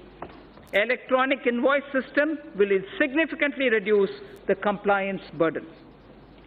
Sir, on the customs side, my proposals are driven with the objective of securing our borders, achieving higher domestic value addition through Make in India, reducing import dependence, protection to MSME, and promoting clean energy, curbing non-essential imports, and correcting inversions. Defense has an immediate requirement of modernization and upgradation. This is a national priority. For this purpose, import of defense equipment that are not being manufactured in India are being exempted from the basic customs duty. Make in India is a cherished goal. In order to provide domestic industry a level playing field, basic customs duty is being increased on items such as cashew kernels, PVC, vinyl flooring, tiles, metal fittings, mountings for furniture, auto parts, certain kinds of synthetic rubber, marble slabs, optical fiber cable, CCTV camera, IP camera, digital and network video recorders, and so on. Also, exemptions from on certain electronic items which are now being manufactured in India are being withdrawn.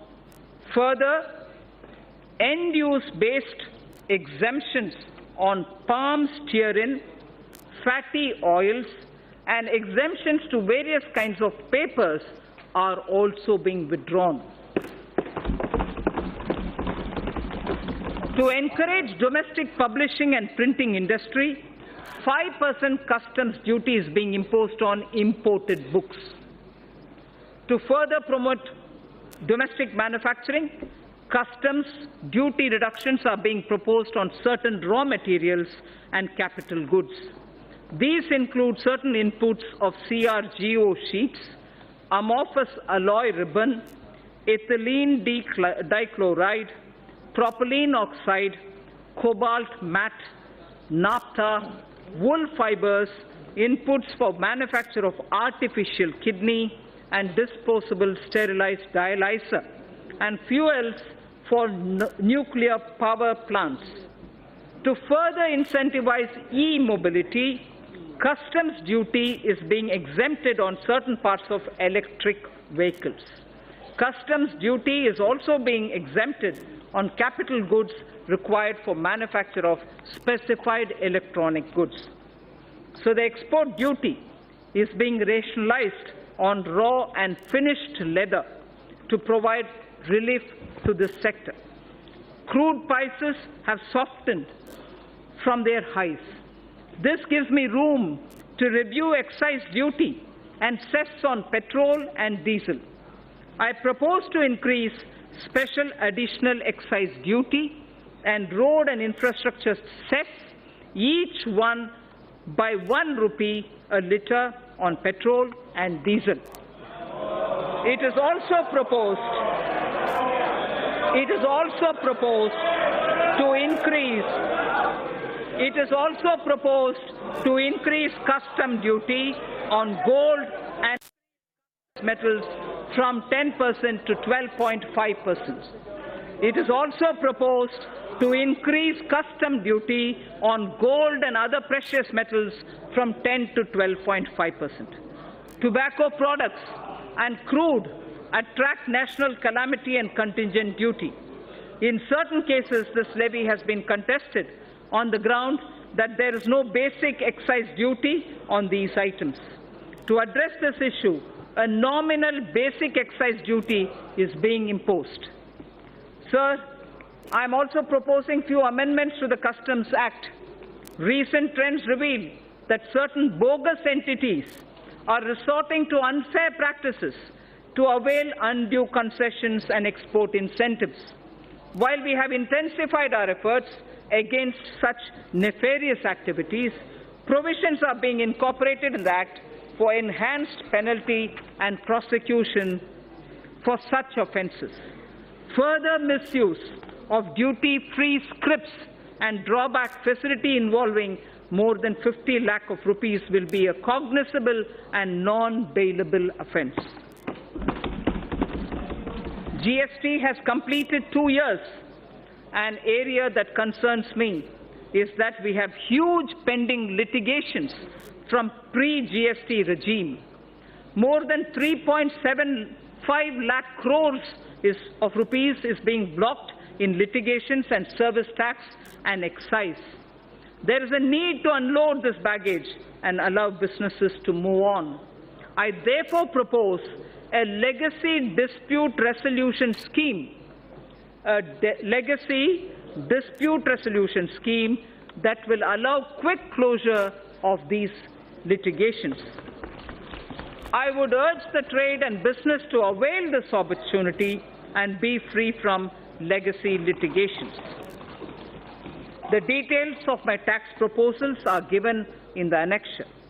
Sir Speaker, I thank you for this opportunity, and with these words, I commend the budget to this august House.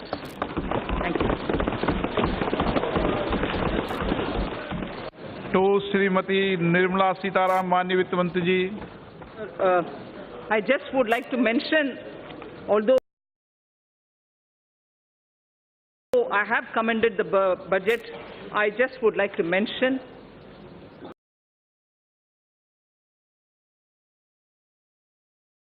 I have not mentioned specific allocations for the scheme and programs. I have not mentioned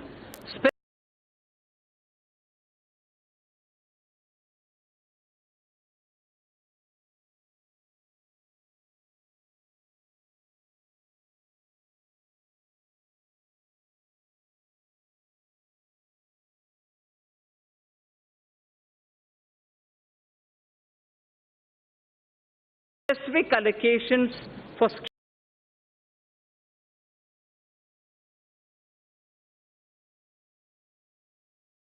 schemes and programs.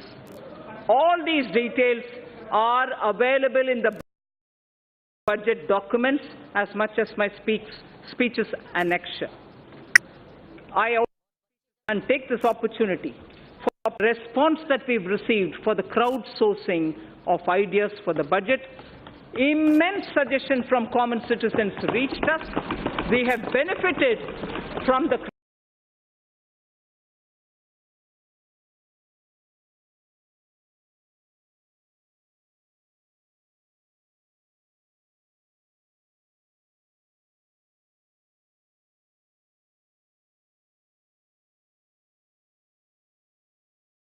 crowdsourcing. The one last mention, which is more for the curiosity's sake, the fiscal deficit. The fiscal deficit this year is 3.3%, brought down from 3.4%. Thank you. Item number 2, Srimati Nirmala Sitaraman, Manya Vitt Mantri ji. Of course, don't have the papers, isn't it?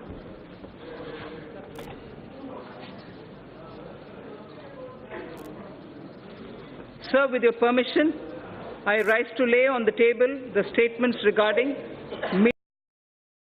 medium-term fiscal policy, fiscal policy statement, and the macroeconomic framework statement under Section 3, subsection 1 of the Fiscal Responsibility and Budget Management FRBM Act 2003.